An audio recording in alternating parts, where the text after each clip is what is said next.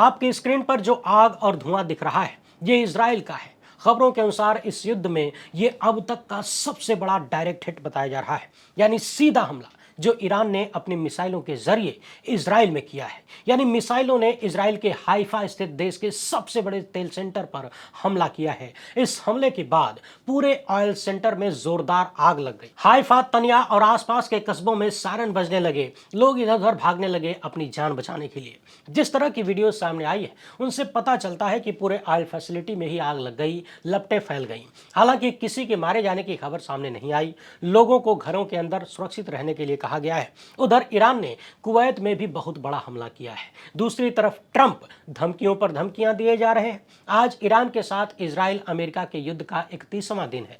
विस्तार से देखेंगे आज के दिन इस युद्ध में कहां कहां क्या क्या हुआ है और ये भी जानेंगे कि कैसे इस युद्ध में आम लोगों को हर तरफ से निशाना बनाया गया है, कितने हमले हुए, कैसे कैसे लोगों की हत्याएं की गई। आज एक बार फिर से युद्ध कैसे खतरनाक मोड़ लेता हुआ नजर आ रहा है उसे जानने का प्रयास करेंगे, क्योंकि खबरों के अनुसार दक्षिणी इजराइल में ईरान ने केमिकल प्लांट पर मिसाइल हमला कर दिया, जिसके बाद भीषण आग लग गई। यही कारण है कि इलाके में जहरीले गैस के रिसाव का खतरा पैदा हो गया।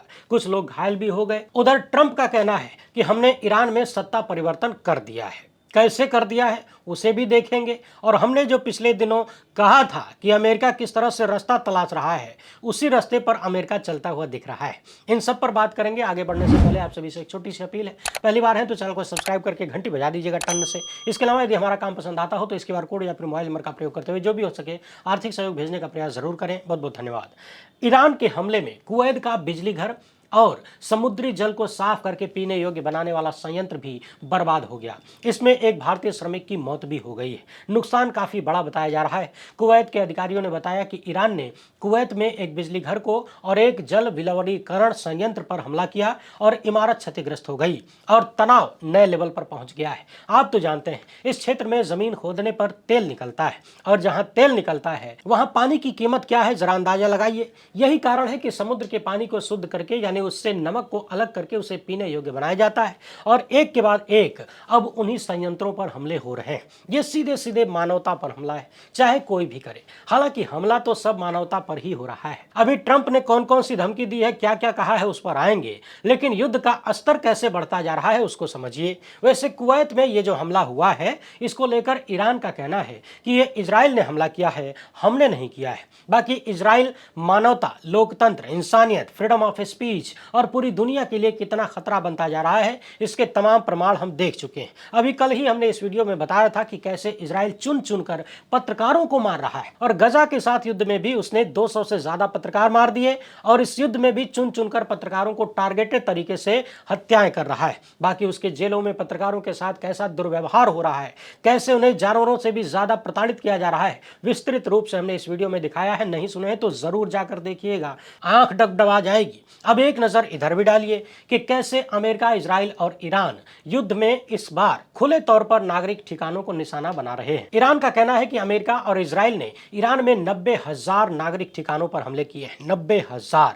इन हमलों में 2,000 ईरानियों की मौत हुई। आपको याद होगा इस युद्ध के शुरुआती दिनों में ही ईरान के मिनाब शहर में एक स्कूल पर हमला हुआ और इस हमले में 170 से ज्यादा लोग मारे गए। इसमें अधिकांश बच्चियों की उम्र 7 से 12 साल की थी। ये बच्चियों का स्कूल था। ट्रंप ने इस हमले से इनकार किया था कि यह हमला हमने नहीं किया है, लेकिन बाद में तमाम रिपोर्ट्स में कहा गया कि यह हमला अमेरिका द्वारा बनाई गई टॉम हॉक मिसाइल द्वारा ही किया गया था। इसके जवाब में 1 मार्च को ईरान ने इजराइल पर हमला किया और इजराइल में कम से कम 9 लोगों को मार दिया। ईरान में छोटे छोटे बच्चों के स्कूलों के बाद वहां के विश्वविद्यालयों पर भी अमेरिका, इजराइल ने निशाना लगाया, हमले किए, कई लोगों को घायल किया। खबर आई ऊर्जा ठिकानों पर भी ईरान के भीतर खूब हमले इजराइल ने किए। तेल भंडार से लेकर रिफाइनरी और गैस फील्ड पर भी हमले किए गए। तेहरान के तेल डिपो पर हमला हुआ। साउथ फोर्स गैस फील्ड जो कि दुनिया का सबसे बड़ा गैस क्षेत्र है, वहां भी हमला हुआ। बदले में ईरान ने होर्मुज स्ट्रेट को बंद कर दिया। पूरी दुनिया में गैस और तेल की सप्लाई अटक गई। इन हमलों का खाड़ी देशों पर भी खूब असर हुआ। कतर के LNG गैस प्लांट पर हमला हुआ। 17% उत्पादन क्षमता खत्म हो गई। लगभग $20 अरब का नुकसान हुआ। सऊदी अरब में जो सबसे बड़ा तेल प्लांट है रास तनूरा, उस पर भी हमला हुआ, उत्पादन कम करना पड़ा। कुवैत और ओमान में भी रिफाइनरी, पोर्ट और फ्यूल टैंक पर हमले हुए। आज भी यहाँ ताजा ताजा हमला हुआ है। पानी की बात करें तो खाड़ी देशों में पानी का बड़ा स्रोत है समुद्री पानी को मीठा बनाने वाले प्लांट। ईरान में एक प्लांट पर हमला हुआ, 30 गांवों का पानी सप्लाई ठप हो गया। बहरीन, कुवैत पर भी पानी वाले प्लांट पर हमला हुआ। बिजली की बात करें तो ईरान में परमाणु बिजली संयंत्र पर हमला हुआ, स्टील फैक्ट्रियों पर हमला हुआ, उत्पादन बंद हो गया। इजराइल के भी बिजली स्टेशन पर हमला हुआ, बिजली कटौती हो गई। आसपास के देशों में भी एल्यूमिनियम फैक्ट्रियों पर हमले हुए, कई लोग घायल हुए। बैंकों से लेकर टेक कंपनियों पर भी हमले हुए। ईरान के बैंकों पर अटैक हुआ, कर्मचारी की मौत हो गई। खाड़ी देशों में बैंक बंद, कईयों को खाली कराया गया। दुनिया की कई बड़ी टेक कंपनियों को भी निशाना बनाने की धमकियां दी गईं। अमेजॉन के डेटा सेंटर पर ड्रोन हमला हुआ, कई वेबसाइट और सर्विसेज प्रभावित हुई। यानी इस युद्ध में युद्ध के सारे नियम झूठे साबित हुए। लगातार खुलकर आम लोगों पर बमबारी हो रही है, मिसाइलें दागी जा रही हैं और हत्याएं हो रही हैं। छोटे छोटे बच्चों को भी निशाना बनाकर मारा जा रहा है। इसी बीच अमेरिकी राष्ट्रपति डोनाल्ड ट्रंप ने ईरान के पब्लिक सेक्टर के एनर्जी प्लांट को निशाना बनाने की धमकी दिया है। डोनाल्ड ट्रंप का कहना है कि ईरान में बिजली संयंत्र से लेकर तेल के कुएं और खार द्वीप सब पर हमला करेंगे, कब्जा लेंगे, यदि ईरान होर्मुज को फिर से खोल नहीं देता है तो। यानी डोनाल्ड ट्रंप का साफ साफ कहना है कि अगर कोई समझौता नहीं हुआ तो हमला और तेज हो जाएगा। सोचिए इस व्यक्ति का दिमाग कैसा है। एक तरफ कहते हैं कि बातचीत में काफी प्रगति हुई है, बातचीत चल रही है, दूसरी तरफ कहते हैं कि समझौता नहीं हुआ तो हमला और तेज कर देंगे, मार देंगे। ये मामला उसी सन की आशिक की तरह है जो प्रपोज करते हुए कहता है कि मेरी बन जाओ वरना मार दूंगा, ठोक दूंगा। वैसे एक बात और समझने वाली है, ईरान के साथ बातचीत और समझौते में पाकिस्तान तेजी से प्रयास कर रहा है और यूरोपीय संघ इस कूटनीति का समर्थन कर रहा है। यूरोपीय परिषद के अध्यक्ष एंटोनियो कोस्टा ने कहा है कि उन्होंने ईरान में युद्ध और क्षेत्रीय कूटनीति पर चर्चा करने के लिए पाकिस्तान के प्रधानमंत्री शरीफ के साथ एक सफल बातचीत किया है। यूरोपीय परिषद के अध्यक्ष का कहना है कि युद्ध के लंबे समय तक चलने और इसके बढ़ते वैश्विक प्रभाव को लेकर यूरोपीय संघ गंभीर रूप से चिंतित है और पाकिस्तान कह रहा है कि हम आने वाले दिनों में संघर्ष को समाप्त करने के उद्देश्य से सार्थक वार्ता की मेजबानी करने को तैयार हैं और तैयारी कर रहे हैं। अब खबरदार कोई ये नहीं पूछेगा कि इन सब में अपने विश्वगुरु कहाँ हैं। जब वो रूस और यूक्रेन का युद्ध रुकवा सकते हैं जिससे भारत को कोई बहुत बड़ा असर भी नहीं पड़ रहा था, तो फिर ये वाला युद्ध रुकवाने के लिए पाकिस्तान क्यों आगे जा रहा है? उसकी चुटिया पकड़ के पीछे कहाँ नहीं घसीटते विश्वगुरु। बहरहाल विश्वगुरु चाहे जहां हो, गोदी मीडिया अपने काम में लगा हुआ है। गोदी मीडिया के लपटझंडिसों की गंदगी पर किसी अन्य वीडियो में बात कर लेंगे कि कैसे वो लगा हुआ है। उधर इजरायली हमले में एक लेबनानी सैनिक की मौत हो गई, कई लोग घायल हुए। यूनाइटेड अरब अमीरात का कहना है कि उसने आज की तारीख में 27 ड्रोन जिसमें 11 बैलिस्टिक मिसाइलें थीं उन सबको रोका। यानी ट्रंप की धमकियां रुकने का नाम नहीं ले रही, ईरान और इजराइल के हमले नहीं रुक रहे। कुछ रुक रहा है तो वो है मानवता की सांसें और मानवता का विचार। उधर मिस्र के राष्ट्रपति ने डोनाल्ड ट्रंप से कहा है इस युद्ध को रोकिए और कोई इस युद्ध को रोक नहीं सकता। आप ही के बस की बात है ट्रंप साहब। अब मिस्र के राष्ट्रपति को कौन बताए, अरे दुनिया में महामानवों की कमी नहीं है, ये धरती विश्वगुरुओं से खाली नहीं है। भारत में भी एक महामानव है, खाली एक फोन करने की देरी है, सारा युद्ध बंद हो जाएगा। लेकिन अभी फोन नहीं कर सकते। समस्या ये है कहे कि भारत में कई राज्यों में चुनाव चल रहा है।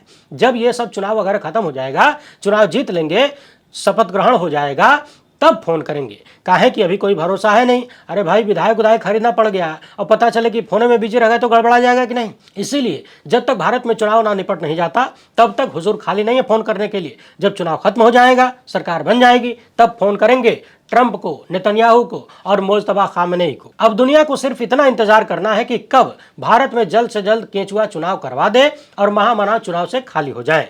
देखिएगा खाली होते ही खट से नंबर मिलाएंगे, झट से सीज फायर हो जाएगा। इस युद्ध के 31वें दिन आज ईरान के तेहरान में जोरदार धमाकों की आवाज सुनाई दी, कई जगह विस्फोट हुए। इजराइल का कहना है कि तेहरान में ईरान की जितनी भी सरकारी इमारतें हैं, सरकारी निर्माण है, उन सबको निशाना बनाया जा रहा है। ईरानी संसद के अध्यक्ष का कहना है कि अमेरिका संभावित वार्ताओं के संकेत भेज रहा है, साथ ही साथ जमीनी हमले की योजना भी बना रहा है। यानी अमेरिका का कैरेक्टर देखिए, एक तरफ बातचीत का प्रस्ताव, दूसरी तरफ नए हमले की तैयारी। वैसे ये पहली बार नहीं है, दोहरापन इनके कैरेक्टर में है, खून में है। जून 2025 में भी जब इजराइल ने हमला किया तब भी ईरान के साथ बातचीत हो रही थी और हमला हो गया।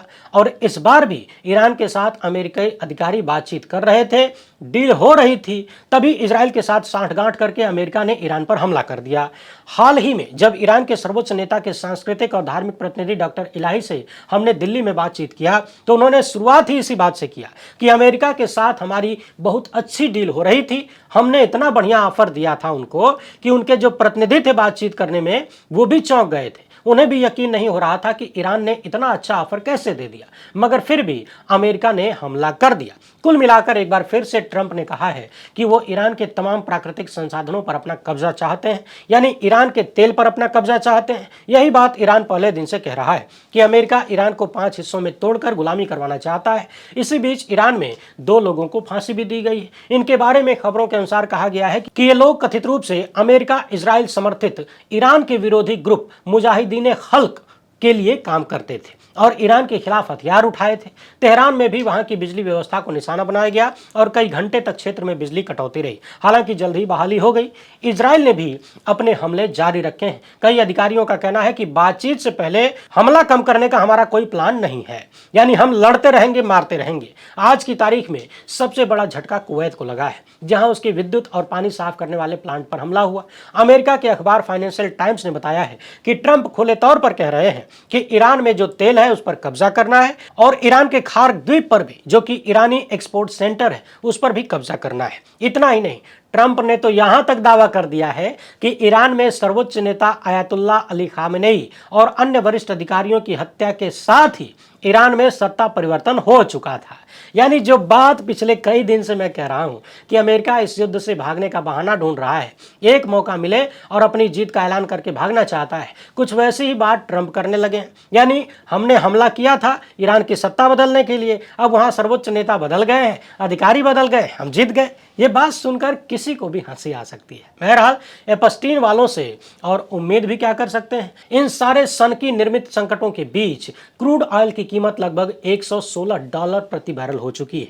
1990 के दशक के बाद, जब इराक और कुवैत पर आक्रमण के बाद अब तक की ये सबसे अधिक वृद्धि है। उधर अमेरिका ने रूसी तेल खरीदने पर जो बैन लगाया था उसे 30 दिन के लिए हटाया है, जिससे कई देश तेल खरीद सकते हैं। एशियाई बाजारों में गिरावट भी खूब है। दुनिया भर में त्राहिमाम हो रहा है, मगर दूसरे की संपत्ति और दूसरे के संसाधनों पर कब्जा करने की हवस खत्म नहीं हो रही। इधर फाइनेंशियल टाइम्स में कुछ जानकारों ने लिख दिया है कि इस युद्ध का मकसद ईरान को कमजोर करना था, लेकिन हो सकता है कि इसका ठीक उल्टा हो जाए। ईरान पहले से और ज्यादा मजबूत और खतरनाक बन जाए, क्योंकि ईरान का सिस्टम सरकार प्लस सेना प्लस IRGC बहुत ही मजबूत और टिकाऊ है। पहले भी बड़े बड़े हमलों के बाद भी ये गिरा नहीं।